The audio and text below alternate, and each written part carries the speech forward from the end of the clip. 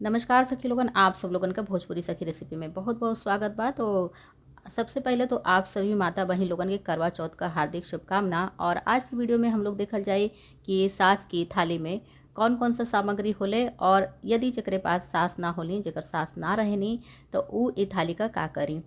तो सबसे पहले तो सास की थाली के लिए एक थाली रख लें, कोनो थाली स्टील का परात रख लें, या फिर अगर पीतल का होगा तो पीतल का परात भी रख सकीला।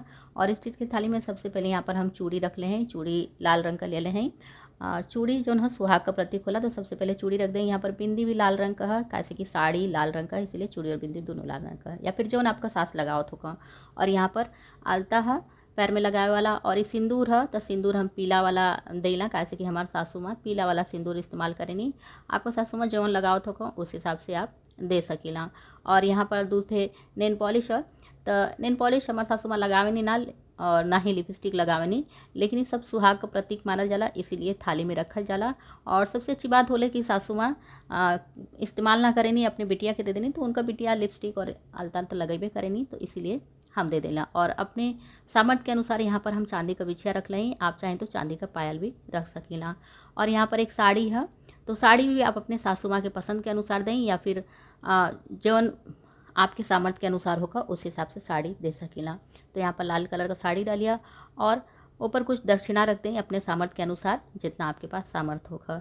तो यही सब होला सुहाग की थाली में, जितना आपके पास सामर्थ्य होगा उस हिसाब से आप सुहाग की थाली में सास के देवे के लिए ये सब सामग्री रख सकीला। और यदि साड़ी वगैरह देले का ना सामर्थ्य है, तो आप एक लाल कलर का ब्लाउज पीस भी पे रख सकीला।